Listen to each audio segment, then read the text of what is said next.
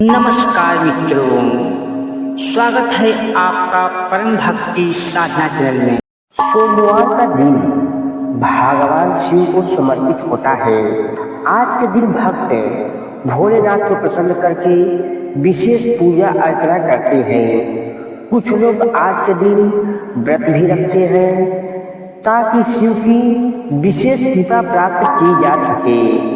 बाबा भोलेनाथ के आशीर्वाद से आप भी सोमवार का व्रत कर रहे हैं तो शिव व्रत कथा को पढ़कर या सुनकर इस उपवास को पूरा करें। सोमवार व्रत का विधि क्या है मित्रों, आइए देखते हैं। नारद पुराण में सोमवार व्रत में व्यक्ति को प्रातः स्नान करके शिव जी को गंगा जल बेलपत्र चढ़ाना चाहिए तथा शिव गौरी की पूजा करनी चाहिए। शिव पूजन के बाद सोमवार व्रत कथा सुननी चाहिए।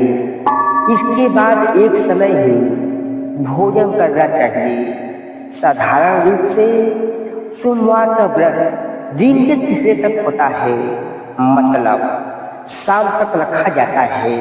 सोमवार व्रत 3 प्रकार का होता है। प्रति सोमवार व्रत, सौम्य प्रदोष व्रत और 16 सोमवार व्रत। इन सभी व्रत के लिए एक ही विधि होती है। सोमवार व्रत की कथा एक समय की बात है। किसी नगर में एक साहूकार रहता था। उसके घर में धन की कोई कमी नहीं थी, लेकिन उसकी कोई संतान नहीं थी। इसी कारण वह बहुत ही दुखी रहता था। पुत्र प्राप्ति के लिए वह प्रत्येक सोमवार व्रत रखता था और पूरी श्रद्धा के साथ शिव मंदिर में जाकर भगवान शिव जी की पूजा करता था। उसकी भक्ति देखकर एक दिन माता पार्वती जी प्रसन्न हो गई और भगवान शिव से उस साहूकार की मनोकामना पूर्ण करने का आग्रह किया। पार्वती जी की इच्छा अनुसार भगवान शिव ने कहा, हे प्रिय, इस संसार में हर प्राणी को उसके कर्मों का फल मिलता है और जिसके भाग्य में जो हो उसे भोगना ही पड़ता है।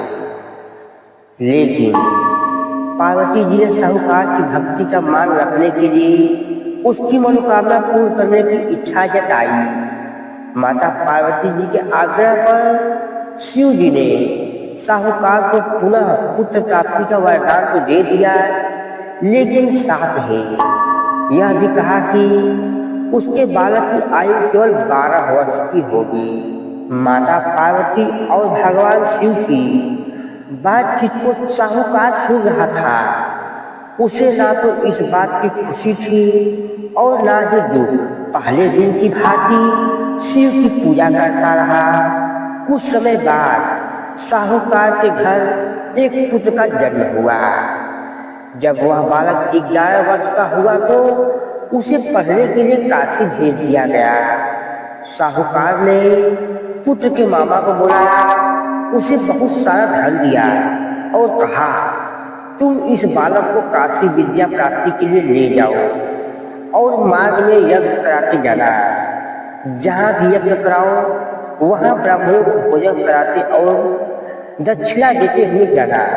दोनों मामा भांजे इसी तरह यज्ञ करते और ब्राह्मणों को दान दक्षिणा देते काशी की ओर चल पड़े। रात में एक नगर पड़ा जहाँ नगर के राजा की कन्या का विवाह था, लेकिन जिस राजकुमार से उसका विवाह होने वाला था वह एक आंख का काना था। राजकुमार के पिता ने अपने पुत्र के काना होने की बात छुपाने के लिए एक चाल सोची। साहूकार के पुत्र को देखकर उसके मन में एक विचार आया। उसने सोचा कि क्यों न इस लड़के को दूल्हा बनाकर राजकुमारी से विवाह करा दूं। अब विवाह के बाद इसको धन देकर विदा कर दूंगा और राजकुमारी को अपने नगर ले जाऊंगा। लड़के को दूल्हा के वस्त्र पहनाकर राजकुमारी से विवाह करा दिया। लेकिन साहूकार का पुत्र ईमानदार था। उसे यह बात न्याय संगत लगी। उसने अवसर पाकर राजकुमारी की चुन्नी के पल्ले पर लिखा कि तुम्हारा विवाह तो मेरे साथ हुआ है, लेकिन जिस राजकुमार के संग तुम्हें भेजा जाएगा वह एक आँख का कारा है। मैं तो काशी पढ़ने जा रहा हूँ। जब राजकुमारी की चुन्नी पर लिखी बात पढ़ी तो उसने अपने माता पिता को यह बात बताई। राजा अपनी पुत्री को विदा नहीं किया, जिससे बारात वापस लौट गई। दूसरी ओर साहूकार का लड़का और उसका मामा काशी पहुंचे। जब वहां जाकर उन्होंने यज्ञ किया, जिस दिन लड़के की आयु 12 वर्ष हुई उसी दिन यज्ञ रखा गया। लड़के ने अपने मामा से कहा कि मेरी तबीयत कुछ ठीक नहीं है मामा। मामा ने कहा तुम अंदर जाकर सो जाओ, और लड़का अंदर जाकर सो गया। शिव जी के वरदान के अनुसार कुछ ही देर बाद उस बालक के प्राण निकल गए।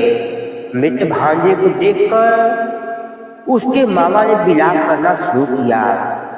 संयोगवश उसी समय शिव जी और माता पार्वती उधर से ही जा रहे थे। माता पार्वती जी ने भगवान शिव से कहा, हे स्वामी, मुझे इसके रोने के स्वर सहन नहीं हो रहे हैं। आप इस व्यक्ति के कष्ट को दूर करें। अब शिव जी मृत बालक के समीप पहुंचे तो वह बोले, यह उसी साहूकार का पुत्र है जिसे मैंने 12 वर्ष की आयु का वरदान दिया था।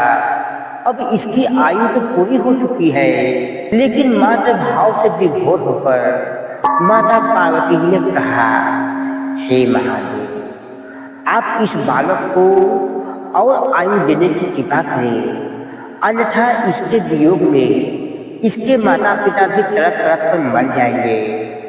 माता पार्वती के आग्रह करने पर भगवान शिव ने उस लड़के को जीवित होने का वरदान दे दिया।